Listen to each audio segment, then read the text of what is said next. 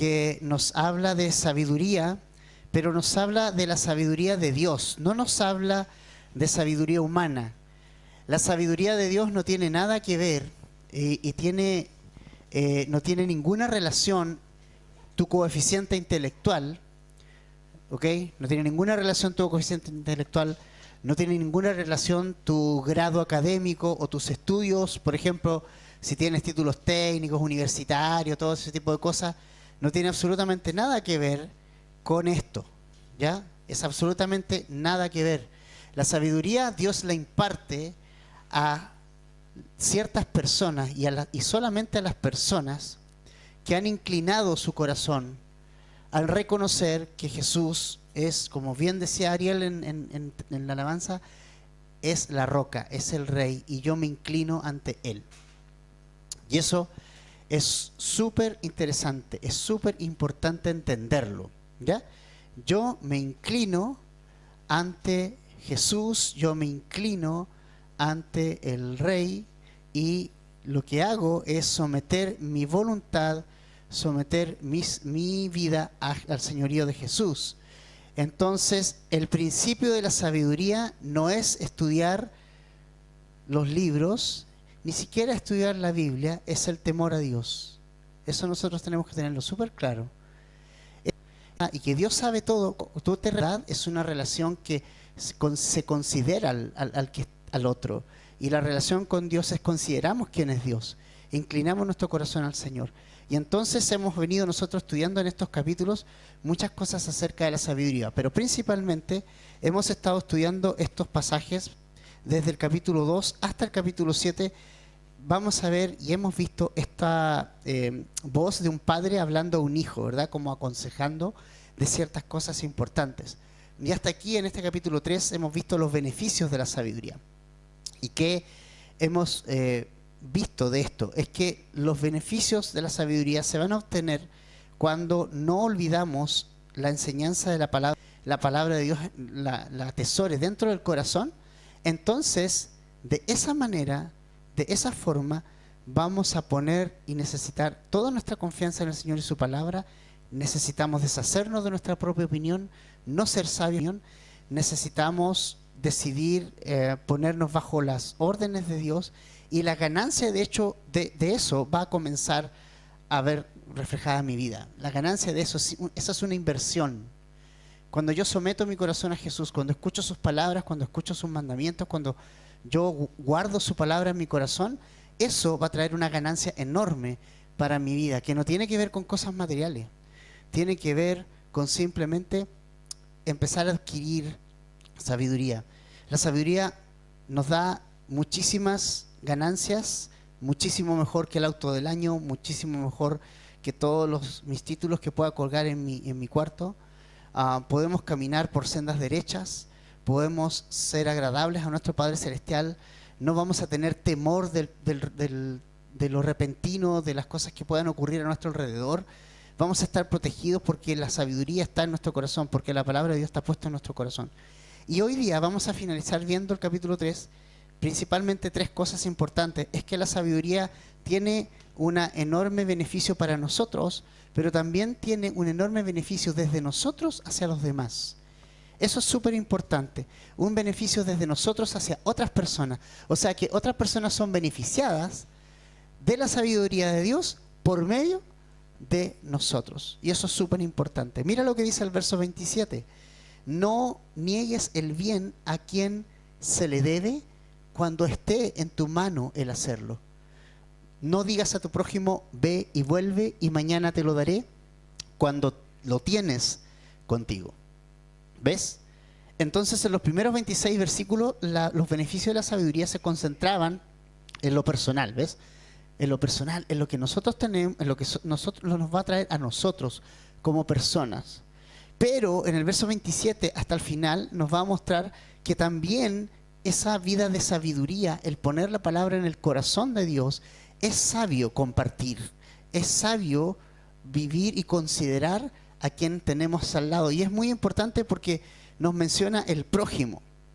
Y el prójimo es una palabra interesante que significa la persona o personas que están al lado.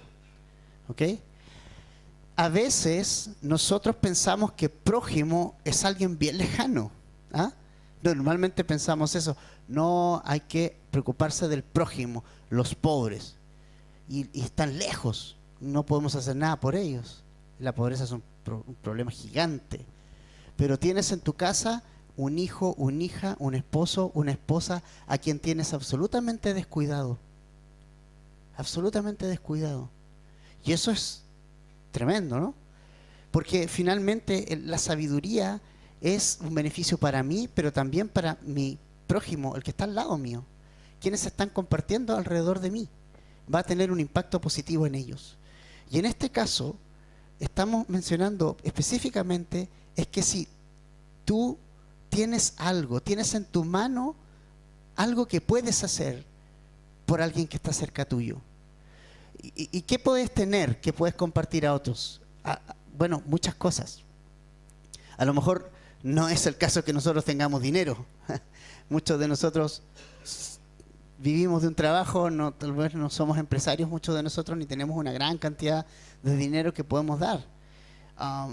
Pero podemos tener un auto en el cual el vecino que se le echó a perder el auto hoy y que no pudo llevar a su hijo al colegio, podemos abrir nuestra puerta y llevarlo nosotros, ¿ves? Esto es muy importante. La idea es que si tengo algo, poder en una posición, Dios me ha puesto en una posición de poder influir, tengo dinero, tengo un trabajo, tengo un auto, tengo algo, y puedo ayudar a alguien que tiene una necesidad y está en mí, y tengo cómo hacerlo, pero además hacerlo con sentido de urgencia. No decirle, hey, va, mañana nos vemos, mañana vemos cómo lo hacemos, ¿no? Sino que si lo tienes contigo, hacerlo. Y ¿sabes qué? Algo importante, no hablamos de cambiar el mundo con esto, ¿ok? Nosotros no vamos a cambiar el mundo. Eso es bueno, aterrizar las expectativas. Es muy bueno aterrizar las expectativas. Jesús no cambió y no terminó con los problemas del mundo. Me refiero a no terminó con el hambre, no terminó con las injusticias, no terminó con los gobiernos paganos, no terminó con la esclavitud, pero terminó con algo mejor, con la base de todos los demás problemas. ¿Y cuál es la base de todos los demás problemas? Es que nosotros somos hombres pecadores y que nos íbamos a condenación y nos íbamos al infierno, y por eso el mundo está como está hoy. Eso vino a terminar Jesús. Su reino lo veremos aquí en la tierra próximamente, ¿no? Está por estrenarse próximamente. Después del rapto, después de los 7 años de tribulación, entonces ya verás, la gente acá verá el reino celestial acá. Pero Jesús no vino a terminar eso. Entonces, no hablamos de cambiar el mundo con esto, ¿cachai? Eso es importante. No podemos terminar con la pobreza, con los problemas de este mundo, es algo imposible de hacer. Pero hablamos de lo cotidiano en nuestra vida, ¿ves?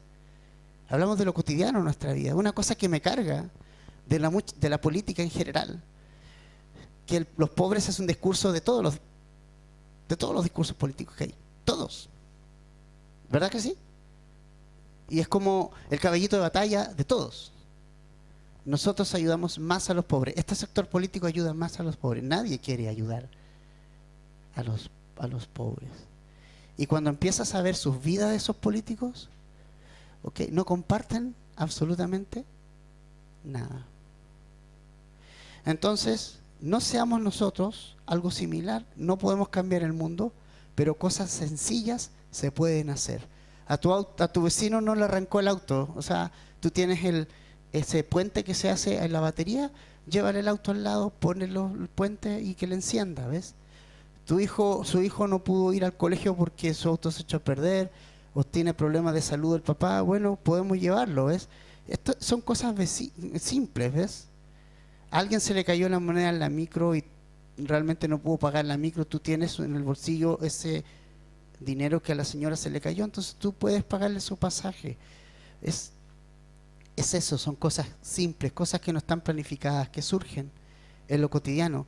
Esas cosas nos dice este proverbio: hazlo, no esperes que otro lo haga, no esperes alguien más le puede dar el asiento, alguien más lo puede llevar, alguien más, si tú tienes cómo llevarlo, si tú tienes cómo hacerlo. Y eso es muy importante, querida familia, muy importante. La única condición es la que menciona el verso 28 hacia el final. Cuando lo tienes contigo, ¿ves? Esto es muy importante. El Señor no nos pide dar lo que no tenemos. Eso no está en la Biblia. No te va a pedir algo que no puedes dar. Te está diciendo, compártelo cuando tienes lo que necesita quien te lo está pidiendo en este momento. Ahora, necesitamos interpretar bien, porque conozco muchos cristianos que se hacen caldo de cabeza con esto de la pobreza, ¿no? Pasan por Bulnes, entonces hay una persona pidiendo limosna y le dan la moneda que tenían, pero en la mitad de cuadra hay otro. Y probablemente en la otra calle va a haber otro. Y más allá otro. Y más allá otro. No puedes darle. O sea, no puedes terminar con todo el problema. ¿Me entiendes? ¿Me captas eso? Es por eso que nuestra vida la debe dirigir el Espíritu Santo. Por eso es que nuestra vida la debe dirigir el Señor. Y Él va a enfocar qué hacer. Lo cotidiano es muy importante. Tienes vecinos, amigos alrededor. No está nuestra familia alrededor, pero a lo mejor está un vecino alrededor. Y a quien puedes dar si tienes algo, si te está pidiendo algo, no negárselo y realmente compartir con él. Eso es muy importante. Entonces el primer punto de hoy es que respecto al prójimo nosotros estamos llamados a hacerles bien. Llamados a hacerles bien. Y vamos a ir entrando en un terreno un poquito más profundo en el verso 29 y 30, pero básicamente y particularmente el 29. Nos dice, no trames mal contra tu prójimo mientras habite seguro a tu lado. No te pelees con nadie sin motivo si no te ha hecho daño.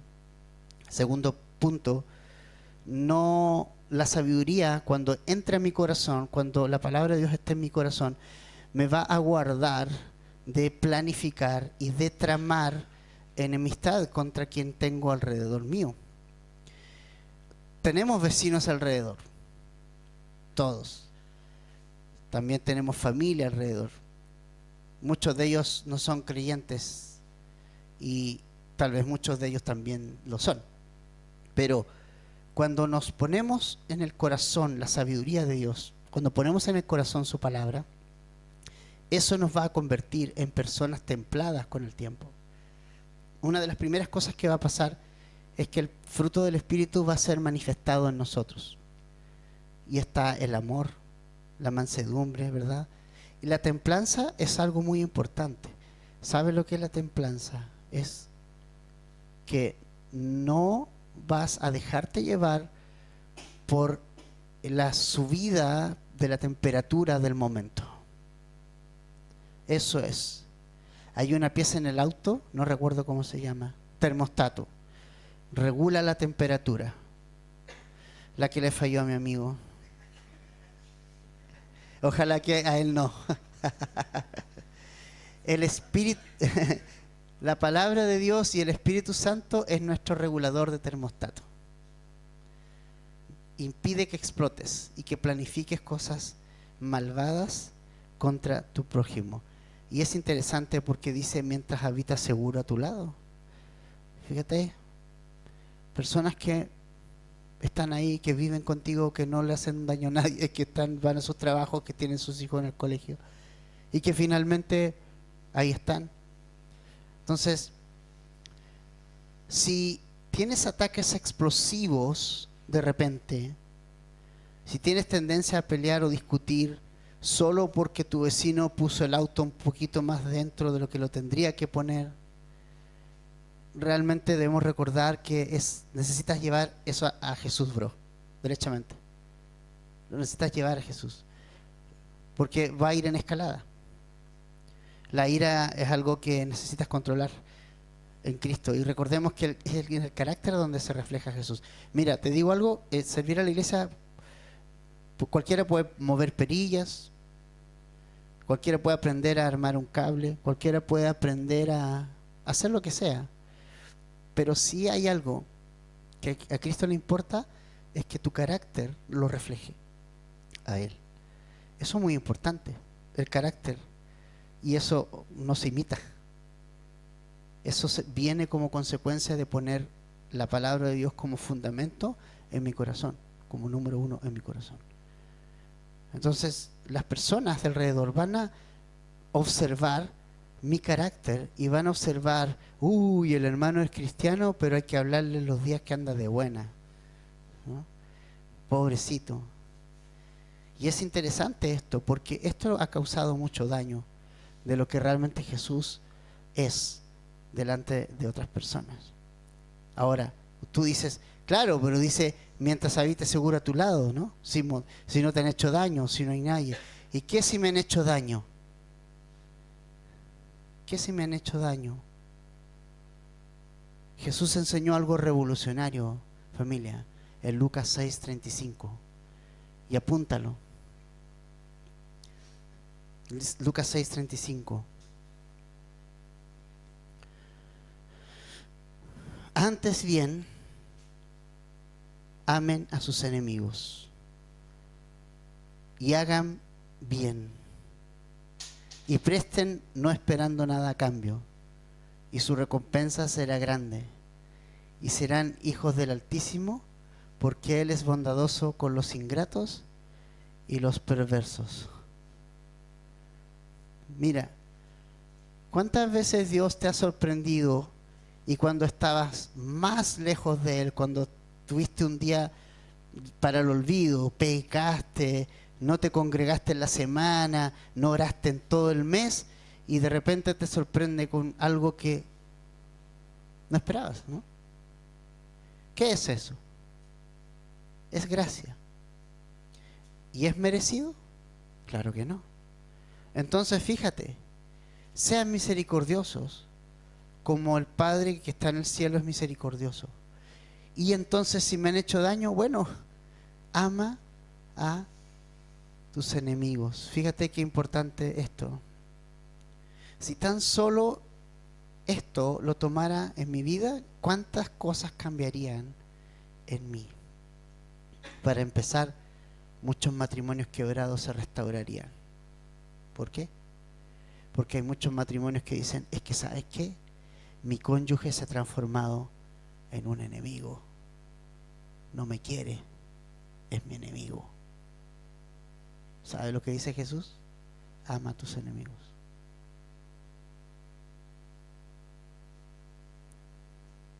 ¿Te das cuenta lo que nos falta a Jesús en nosotros? ¿Cuánta falta nos hace Jesús en nuestra vida? Necesitamos a Jesús para esto, como bien decía Ariel ahí, que Él nos levante y nos lleve a vivir de esta manera, porque nosotros no lo podemos hacer. Necesitas a Jesús para esto. Él es el poder mayor para llevarnos a vivir de esta forma, no una religión. Mira, te digo, Temuco es una ciudad requete contra religiosa, ultra religiosa. Yo creo que el 90% de la gente de Temuco ha ido alguna vez a una iglesia evangélica o todo lo que sea. Muchos. Pero te digo algo, mucha gente busca esconderse en las iglesias. Quiere pasar piola.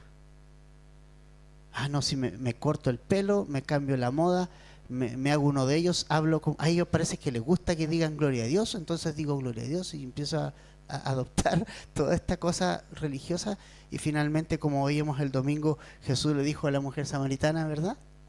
5 maridos has tenido. Te conozco. Y Jesús nos conoce.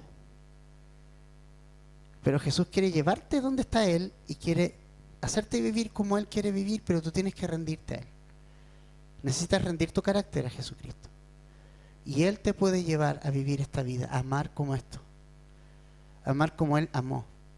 Hacer el bien. Entonces, si tus vecinos son medios bélicos, ¿ok? Bueno, pues, ámalos. Ámalos. Te aseguro que se van a quebrantar. por el poder de Dios. El mundo no conoce el amor de Dios y por eso es como es, de bélico.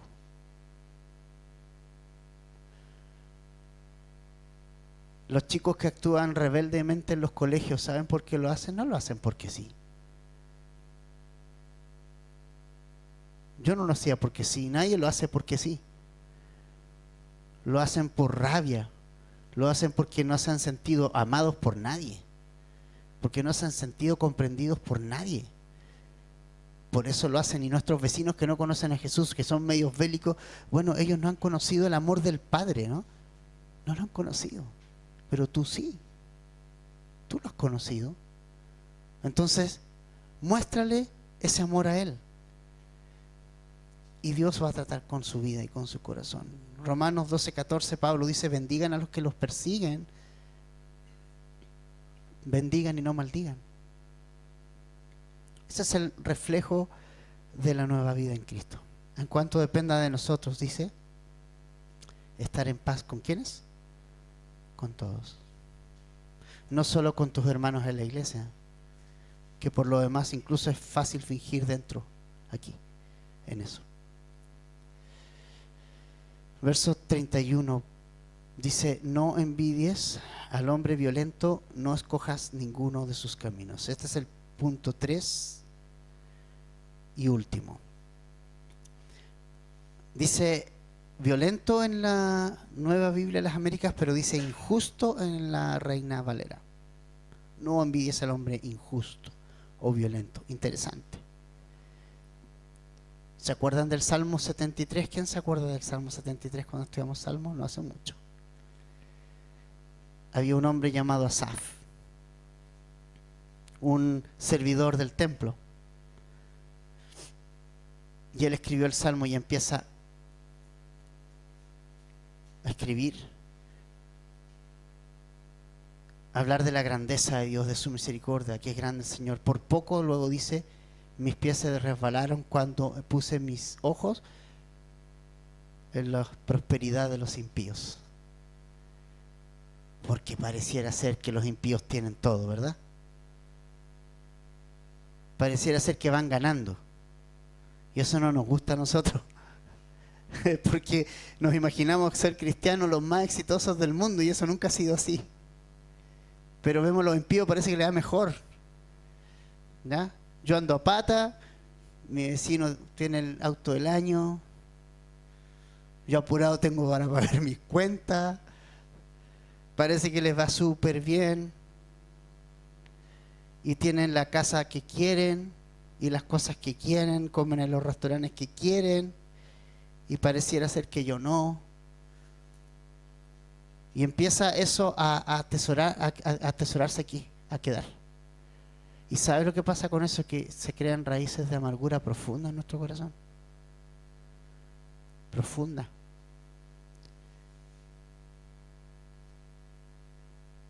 Y eso es peligroso.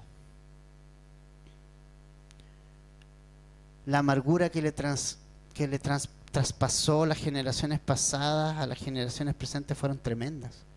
Fíjate que todavía como país estamos hablando de lo que pasó hace como 50 años atrás. ¿Sabes por qué es eso? Por esto mismo. Por las raíces de amargura en el corazón. El único camino para esto es el perdón. Siempre. Siempre. Siempre. Entonces ves, pareciera que no les falta nada, pero son malos, son violentos, o tienen cosas con malas prácticas. Pero te digo algo, estimado amigo, amiga, mantente firme. Mantente firme. Mantente firme, mantente brillando. Mantente siendo luz. Tú tienes algo que ellos no tienen. ¿Sabes qué tienes tú? Tienes paz con Dios. Y ellos no la tienen. Romanos 5:1 dice, justificados pues por la fe, tenemos... ¿Qué tenemos? Paz. ¿Con quién? ¿Y es suficiente? Claro que sí. Tenemos paz. ¿Puedes creer eso? Ellos están en guerra con Dios aún. Ellos están peleando contra Dios. Eres sal. Tienes la perla de gran precio. La tienes. Ya no tienes que andarla buscando. Jesús es esa perla de gran precio que está en tu corazón. Ya no tienes que andar corriendo buscando algo que satisfaga tu vida porque ya lo tienes. No voltees la mirada. No la voltees. No mires a los impíos y sus prácticas y sus cosas. Déjalos. Déjalos. Y sigue a Jesús. Y mira lo que pasó con Jesús. Porque Jesús tampoco fue alguien que tuviera precisamente la casa y el auto de sus sueños, ¿no? Cuando lo querían seguir, ¿se acuerdan? Fueron a ver dónde se quedaba, no tenía dónde recostar su cabeza. Tú dices, ¿para seguir a alguien así? No, porque él nunca se encargó Jesús de que nunca le siguieran por motivos equivocados. Siempre se encargó de frustrarle el sueño a todos los que lo siguieron. Y se encargó de decirle la realidad. Síganme por lo que yo soy, no porque les puedo sanar, no porque les puedo dar esto, les puedo dar esto otro, porque yo no lo tengo, no se los voy a dar. Jesús le dijo a sus discípulos en Mateo 10, 24 al 28 lo siguiente. Y quiero que lo leas. Mateo 10, 24 al 28. Esta es tu meta. Por favor. Mateo 10, 24 y 28. Ese es Mateo 24. Mateo 10, 24 y 28. Dice, un discípulo que no está, ¿por dónde? Por encima del maestro. Pero nosotros nos queremos poner sobre Jesús. Queremos aplastar a Jesús y ponernos nosotros. No, no es así. Ni un siervo encima de su señor. O sea, nosotros todo el tiempo necesitamos estar debajo de Jesús. Luego el 25. Le basta al discípulo ser como su maestro y al siervo como su señor.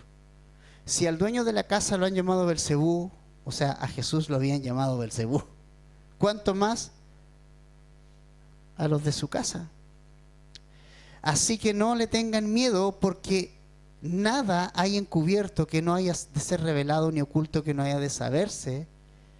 Lo que les digo de la oscuridad, háblenlo en la luz, y lo que oyen al oído, proclámenlo, desde las azoteas. No teman a los que matan el cuerpo. Déjalos. Deja que los políticos sigan su curso. Deja que este mundo siga su curso. Déjalos. Déjalos, no te metas ahí. Deja que el mundo invente sus sistemas y sus economías y sueñe con un mundo mejor. Déjalos. No teman a los que maten el cuerpo, pero no pueden matar. ¿Qué cosa no puede matar nadie? Ningún hombre. Tu alma, tu corazón, tu vida. Ellos no lo pueden matar. ¿Por qué? Porque es preservado por Jesucristo. Más bien, dicen, teman a aquel que puede hacer perecer tanto el alma como el cuerpo en el infierno. Ese sí es digno de temer. Familia, no miremos al lado. No hay nada al lado. Nada. Te aseguro que no. Y ahora también me llama la atención que mucha gente dice así como que se queja. Dice, pucha, ahora que soy cristiano, me pasan cosas. Parece que antes estaba mejor. Si consideras que antes estabas mejor, vuelve. ¿Qué tal si vuelves? Vuelve. ¿O estás obligado? ¿O Jesús te tiene obligado? Si consideras que era tan buena tu vida pasada, ¿por qué no vuelves a ella? Pero si consideras que esta es la vida que tienes que vivir, quédate. Quédate con todo. Ahora, ¿por qué? ¿Cuál es la razón por la cual no envidiamos al hombre violento ni podemos escoger ninguno de sus caminos? El verso 32 al 35 tienen la respuesta. Porque el hombre perverso es, ¿qué cosa? Abominación para el Señor, pero Él es amigo íntimo de los rectos. La maldición del Señor está sobre la casa del impío, pero Él bendice la morada del justo. Ciertamente Él se burla de los burladores, pero da gracia a los afligidos. El sabio heredará honra, pero los necios hacen resaltar su deshonra. Ahí está. Por esa razón. Primero, porque el hombre perverso, te digo, es abominación al Señor. Familia, mira, esto tenlo por favor, ponlo en tu corazón, ponlo en tu mente. Nada de lo que pase en este mundo con los impíos, Dios le ha hecho la vista gorda. A ninguna cosa, a nadie. Por favor, considera eso. Todas las injusticias cometidas en este mundo, todas esas fiestas escondidas de Hollywood, en una isla donde violan niños y todas esas cosas, Dios las ha observado. Una tras una, una tras una. Nunca lo olvides. Sin embargo, ¿por qué no nosotros como cristianos, cuál es nuestra parte en eso? Romanos 12:19 nos dice: amados, nunca tomen venganza ustedes mismos, sino den lugar a la ira de Dios, porque escrito está. ¿Qué está escrito? Mía es la venganza, yo pagaré, dice el Señor. Es decir, lo que el Señor no ha hecho, la venganza y el juicio, Dios nunca la ha puesto en nuestras manos. Eso debes entenderlo. ¿Por qué no podemos hacer nada? Porque somos injustos. Por eso no podemos ejecutar juicio. ¿Cómo son los juicios en los tribunales? No podemos enjuiciar bien, porque somos injustos. Entonces, si nosotros impartimos justicia, la vamos a hacer mal. Por eso Dios ha dejado ese rol en Él, y solo en Él. Él es Dios y Dios juzgará bien. Y Él aborrece al perverso. Aborrece al que está haciendo constante mal. Aborrece a quienes han abusado sexualmente a lo largo de toda la historia. Aborrece a quienes han terminado con la inocencia de un niño. Los aborrece si ellos no vienen a Jesús. Porque si ellos vienen a Jesús en arrepentimiento, Él les da nueva vida. Es así. Pero Dios va a juzgar. Dios va a juzgar. De Él es la venganza. Dios aborrece al hombre perverso. Pero, ¿cuál es el contraste? Amigo íntimo ¿de quién? De los rectos. Amigo íntimo. Me encanta ese término. Amigo íntimo de los rectos o de los justos. ¿Quiénes son los justos? Ya dijimos, Romanos 5:1, justificados pues por la fe, tenemos paz para con Dios. Los justos son los justificados por la fe. Esos son los justos, no son los buenos. No son los buenos. No existen hombres buenos en el mundo. El joven rico le dijo a Jesús: Maestro bueno, ¿qué debo hacer para heredar la vida eterna? Y Jesús lo corrigió, le dijo: no me llames bueno. Le dijo: hay uno solo bueno, uno, y es Dios. O sea, nos metió todo en el saco y dijo: nosotros no somos buenos, pero somos justos.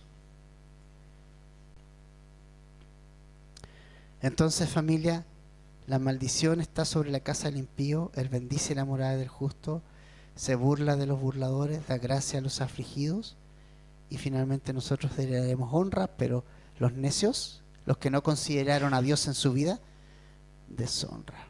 No está la paz en la casa del impío, familia. Tú puedes verlo con todos sus lujos y cosas, y para allá y para acá, con todo su dinero, con toda su fama, con toda su ropa de marca y todo, y tú puedes pasar y decir: wow, qué vida. No, eso no es vida. Ellos están en guerra con Dios. Tal vez estás en medio de un barrio donde todos son impíos, malvados, o a lo mejor estás en medio de una familia en que todos han sido malvados e impíos. Tú has sido llamado a ser amigo de Dios en ese lugar. No importa que nadie más lo sea, pero tú has sido llamado a tener comunión íntima con Dios. En ese espacio, en ese lugar donde te he puesto allí. Y tú puedes llegar a ser la luz en ese lugar donde hay tanta oscuridad, y el Señor nos ha mandado a esa oscuridad a poder brillar. a poder brillar. Y el Señor va a darte gracia delante de ellos. Así que finalizo con esto. Asaf, en el salmo que les mencioné delante, una vez que dio toda la vuelta y envidió y por poco se resbaló pensando que los demás estaban mejor que él hizo algo que cambió su vida, y es dejar de mirar a los impíos y volver a enfocarse en el templo. Y él entró al templo y él oró, y sus ojos se enfocaron en Dios y se enfocó nuevamente en él, y se dio cuenta de lo torpe que había sido al mirar alrededor, y entendió algo. Dios le explicó algo en esa oración. Entendí el final de ellos. ¿Cuál es el final del impío? Es el fuego eterno. ¿Y cuál es tu final? ¿Estás consciente de cuál es tu final? ¿Estás clarito en cuál es tu final como cristiano, hermano o hermana, hoy? ¿Sabes realmente, tienes en mente cuál es tu final? Tu final es genial, brother. Es la final de una película, mejor que un final de una película con final feliz. Es mejor. Tú y Jesús en el cielo, y toda la familia de Dios alrededor, por toda una eternidad, sin hambre, sin sed, sin dolor, sin pecado, sin esas mañanas diciendo ¿para qué vivo? ¿Por qué tengo que hacer esto? Eso, brother, es genial. Así que